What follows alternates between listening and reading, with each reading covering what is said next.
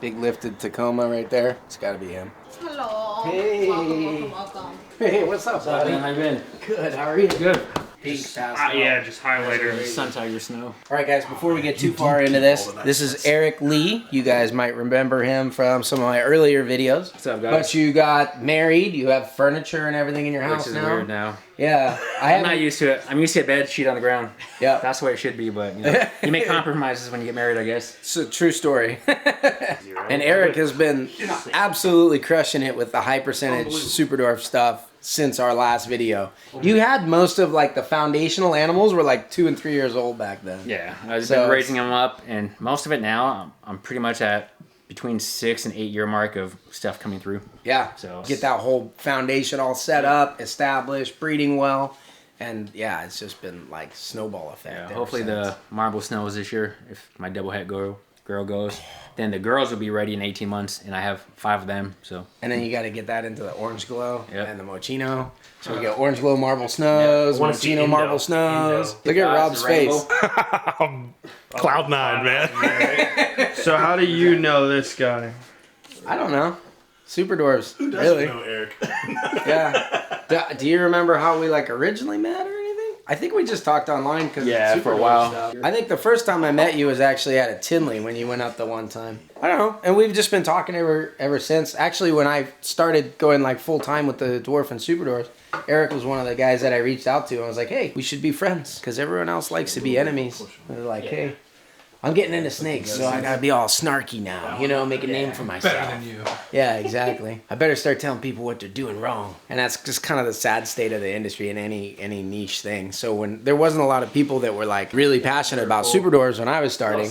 So the few people that were, well, most of them are in this room right here. So you'll see some other people kicking around. I like how you don't have labels on anything. I have cards. Makes it very hard for me to steal. All right, so this would be Eric's really kind of like made the name for yourself in the high percentage snow stuff and variants, right? So breeding it into marble and breeding it into all that stuff. So now that he's got that on lock, you're branching out a little bit. So this would be the next version, right? So this is a rainbow or Ocelot or whatever you want to call it. But this is a newer recessive morph in retic, so it's not in dwarf or super dwarf yet, which is awesome. So he's going to start working that into some of those localities. It will be very interesting to see how that turns out, because I think to get this look of a rainbow, which is probably my favorite look, down in size, you're going to have to be very selective with like the thick black borders and all that stuff. But this is a pretty sick animal. I don't know. Look at the head up here. Like, look at that crazy head stamp. Beautiful pattern. You definitely got a really nice one. So this will be for the rainbow down the road. Yeah, that's a good girl. Cause look at the extra. You have a little bit of extra thickness there on the blacks around the side rosettes. Gorgeous dorsal stripe. Look how thick the black is by the tail there. Instead of the typical 1/2 to 1 scale wide, you've got 3 and 4. So. Yeah, that's a good one. Look at all that black on there. It's beautiful. Now this one below her, it looks like a Barry Leonard Kalatoa. Is that right? Yep. So having looked at that girl, this is what I was talking about for selective breeding. I think that's the right Kalatoa for the project. Because this one here is maybe visually even flashier than this one to look at. But I think once you put it into the rainbow, what makes it flashy is the light colors and the reduced pattern. Yep. So with a rainbow, you want that heavy pattern. So this is from Parthenogenesis. Eric had a gorgeous male Kalatoa. For whatever reason, I'll have to ask him. I think it was like 6 clutches that he tried and failed to sire. How many times did you try that male Kalatoa? 7 times. 7 times. And they all made me after 2. I'm like, I'm just not that smart. I'm gonna try and try. Gotta try it. I need to be really sure. But look at this animal. So a lot of those Madus have a really open back pattern. So you can have striping in any locality. Most of the time when you get Kalatoas, they have all the pattern up top. And this one here is like this wide open back pattern. So it's Madu-ish looking, but with Parthos you always get unusual. So this is a Piebald. This is the 99.9% white pied. Look at that. That's the only spot on him. It hasn't grown or changed. I have The female I'm keeping, she has 4 spots, and I'll show you her. And her spots are getting a little bit bigger, but so far his hasn't really changed. They're actually like a super dark blue. So here's sister. Yeah, look She at that. has that patch, and then she has Same the thing. little ones on the tail, and that's it. That plus the little one at the very tip, and that's it. And this is what I think will be really cool. Like that Barry Leonard animal we were saying wouldn't be good for rainbows, probably be awesome for this because of how light and bluish silver she is. And that's like my favorite part of the pied is where the white hits the normal pattern and they get that washed out color. So Wow. can you see the like if the light hits it right, you can see that the eyes are not actually black. They're blue with a red iris. But it's such a dark blue. This is your marble. That's platinum anime marble. I can tell he's a marble without even seeing the pattern on him yet because the color is like ghosted out. So this is what I was talking about. Like He got into the girls. And he got his really high percentage snow stuff going, and then you started crossing it out because this guy's mom was the platy marble anery, right, or head anery. yeah, it's the one up on the top. Right, and so these are 100% het purple because they came from your snow male. Tell us your secret on how you beat everyone to the game on the high percentage snow stuff. Started breeding my male at about 7-8 months. He sired 2 girls at 87.5% that are going this year. So hopefully I'll hit 78%. He's going to 87.5%. He's 62, so they'll make 78% purple marble platinum snows if it goes. There's a nice strike right behind you too. This guy's got a little bit going on like that female that you dropped off right here. Like the dark and the blushing and like that weird platy marble. Yeah, here's something you can't see, I think, anywhere else right now, right? Super marbles? So this would be a super dwarf super marble. And like I was telling Andrew, like a super sunfire, one of the better ways you can tell is that first neck portion is just completely wiped out. And the super marble seems to have done the same thing. You know, and that looks like a different animal down there on the tail. And then here you have a super marble tiger, which is cool because I like this better than a marble tiger because I think the pattern is better, which is surprising to me because it forces the rosettes back in. I wonder what super marble motley tiger would do because they have the really big white rosettes. Like, would that put even more on top? And then here you've got the platinum, which is giving you that like fishnet ticking on top of the marble. So that's kind of like a super duper marble. Purple GC Motley. Purple GC This is one that you made? I want you to see this. Really dark, actually. Like, I mean, it's almost a white snake. I love this contrast between the light part inside the stripe and then these smoky purple grays going down the side. You're a pretty boy. So there's it without the albino. What do you guys like? You like the smoky gray or like the rainbows? I feel like the rainbows are always a big hit. People see that and they're like, I don't know, can you get that? He's so reflective. Yeah, but you can see it really good just in here. Double hit. Pretty crazy. I don't know why yours are so iridescent.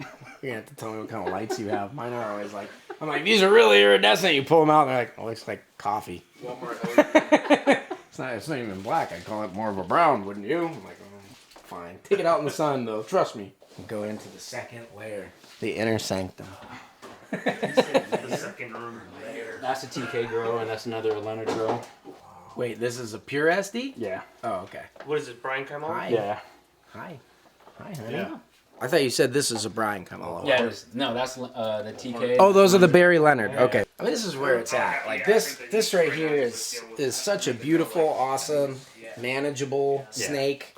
You know what I mean? Yep. I mean, I still wouldn't ever say that, you know, these are like beginner snakes. I get to ask that a lot. Like, oh, is that a good beginner snake? I'm like, get a corn snake or, you know, king snake or something.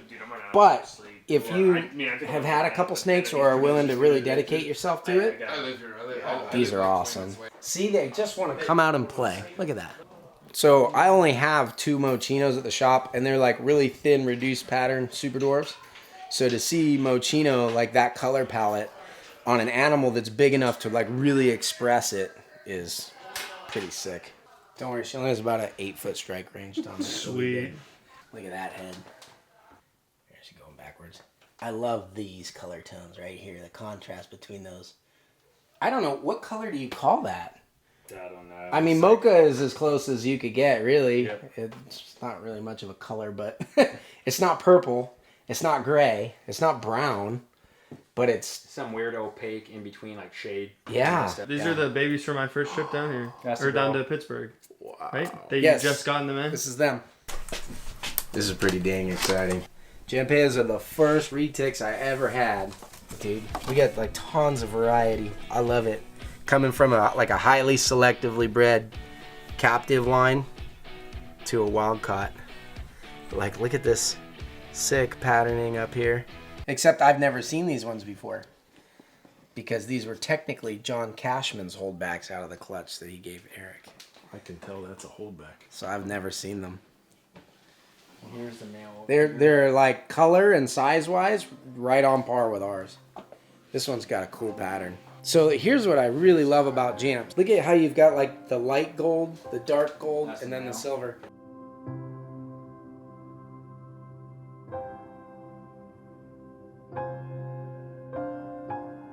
Holy smokes. Shed, but Just fired up is all Yeah. get out.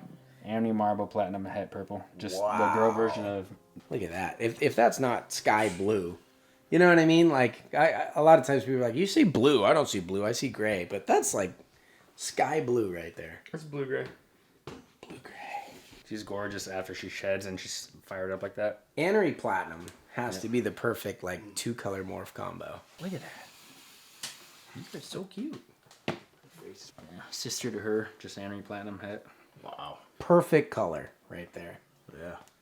My only beef with the platinum gene is that it does reduce pattern. So like when you want to see all that cool marbling, you're like, well, you can't. I mean, it's in there. There's just no black on it, you know.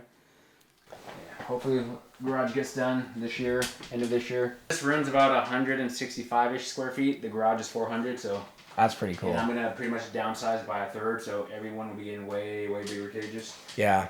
So, and you're a big advocate too of like getting them out and exercising. I hear people always are like, "Oh, have you ever seen that little PVC thing that Eric Lee did? I'm gonna do one of those," you know. It's a lot bigger than my place you saw in Mesa. Oh yeah. What are you doing over here, Eric? It's the playground I made for the snakes that I'll clean up and kind of revamp for this spring. But What did you do on it and why? Like, what parts do they like? You know, what have you learned when you built this? like when I built this, I was like, 200-300 feet. You know, I think I have like 800 feet of rope of like this Oh my stuff. gosh. Just because when I did it, I'm super OCD and I made it very tight. all the way. Yeah. Which looks great. Yeah, it looks great. It's a great forearm workout if you're into climbing. But no, it came out good. I actually, when I upgrade everyone and do bigger cages, I'm gonna have miniature versions in the cages, because hopefully the cages are either gonna be 5x3x3, and if they are, I'll be able to do something. Because this is, I think, 1 inch. I'll go down to the 1/2 inch because obviously I don't need as sturdy in the cage. But All right, you got to come to my place next. yeah, absolutely. This summer, All right. Retic Fest. Heck yeah.